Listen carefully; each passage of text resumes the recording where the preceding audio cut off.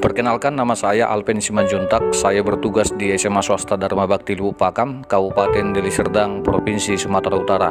Saya mengampu bidang studi ekonomi. Izinkan saya berbagi praktik baik terkait dengan pembelajaran berdiferensiasi. Saat ini dunia pendidikan kita sedang menghadapi berbagai tantangan. Untuk mengantisipasi era globalisasi, guru dituntut agar dapat mempersiapkan sumber daya manusia yang kompeten agar mampu bersaing dalam dunia global.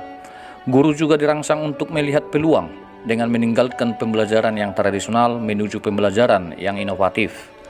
Pembelajaran di kelas yang masih monoton dan cenderung memaksakan peserta didik untuk mengikuti cara belajar lama, yaitu pembelajaran yang berpusat pada guru. Sementara kurikulum Merdeka telah hadir dengan model pembelajaran yang menekankan pada kemerdekaan individu dalam belajar. Pembelajaran yang berlangsung selama ini cenderung satu arah, di mana ilmu pengetahuan ditransfer dari guru kepada siswa sesuai kemauan guru. Artinya guru sangat otoriter dalam kegiatan pembelajaran tanpa memperhatikan kemerdekaan individu setiap peserta didik. Banyaknya anak yang tidak suka belajar, malas, tidur, bukan berarti si anak tidak mampu mengikuti pembelajaran.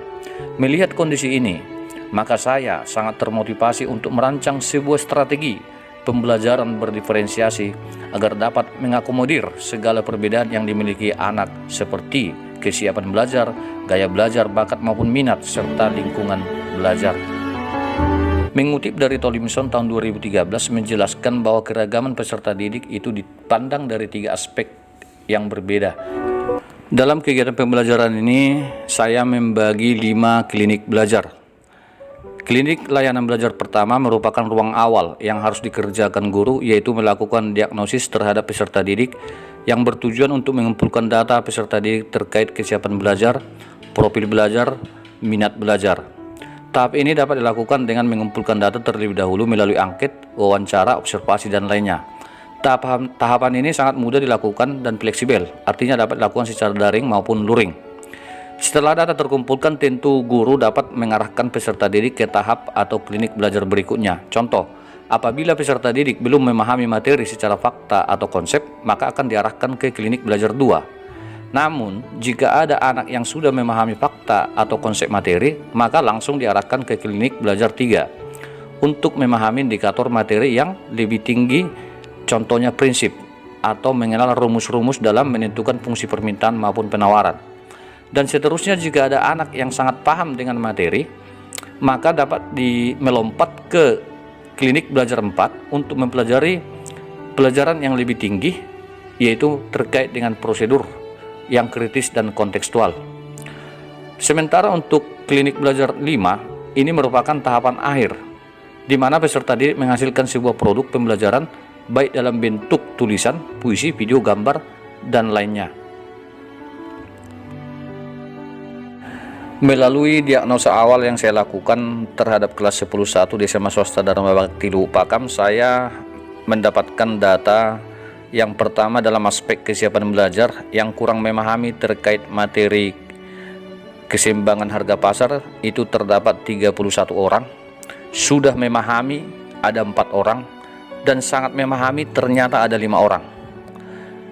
Dalam aspek profil atau gaya belajar, di mana data yang saya dapatkan, anak yang visual itu terdiri dari 12 orang dan audiovisual itu paling banyak sebanyak 23 orang, dan ada juga anak yang kinestetik itu sebanyak 5 orang. Terkait dengan aspek minat ataupun bakat, ada yang minat membaca 4 orang, menulis 6 orang, suka dengan seni 6 orang, suka menggambar 6 orang, suka teknologi informasi 5 orang, yang suka olahraga 9 orang, dan yang suka pidato itu ada 4 orang.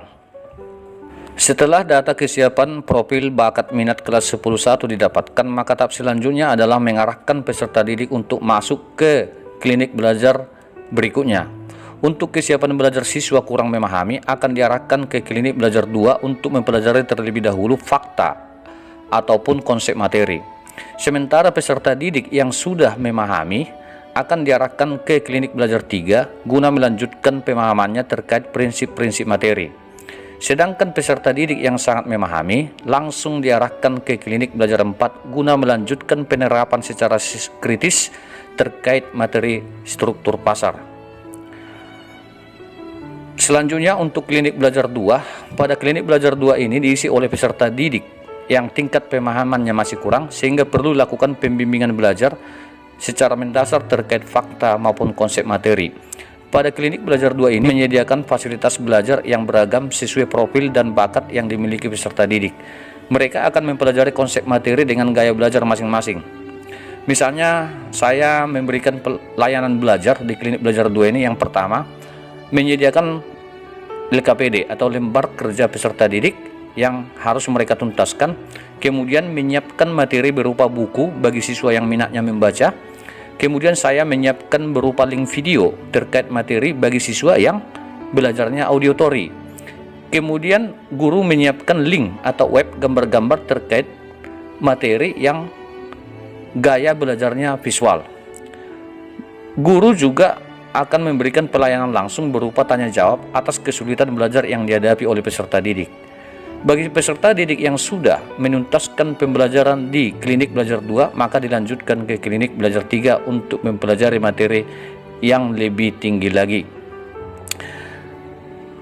Adapun topik materi yang harus mereka tuntaskan di klinik belajar 2, yang pertama, memahami konsep permintaan dan penawaran dalam kehidupan sehari-hari, dan yang kedua, memahami faktor-faktor yang mempengaruhi permintaan dan penawaran.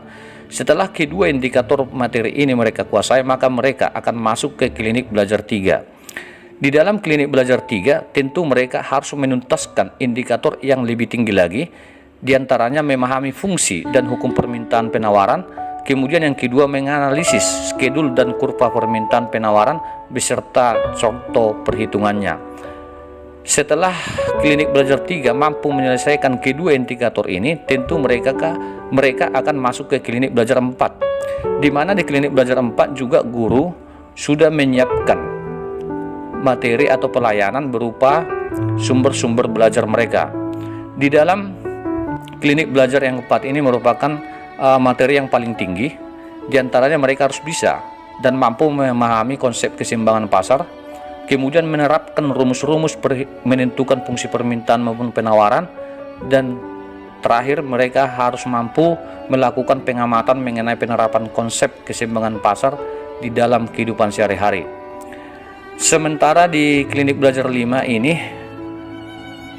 layanan belajar paling akhir, di mana guru masih menagih hasil belajar melalui asesmen sumatif. Tagihan hasil belajar bisa berupa hasil lisan, tulisan, puisi, video, gambar, pidato, dan lainnya. Berdasarkan hasil kegiatan yang saya lakukan, saya merasa sangat puas karena saya merasa bahwa praktek baik yang saya lakukan ini cukup berhasil. Dapat dibuktikan dengan yang pertama itu bahwa pembelajaran berdiferensiasi ini dengan menggunakan klinik belajar ini berlangsung dengan efektif, di mana segala perbedaan yang dimiliki oleh siswa itu semuanya terakomodir. Kemudian strategi yang saya ciptakan ini terbukti menciptakan pembelajaran yang berpusat pada peserta didik. Selanjutnya juga strategi pembelajaran ini terbukti memberikan pembelajaran yang bervariasi sesuai dengan kebutuhan peserta didik berdasarkan kesiapan, profil maupun minat belajarnya.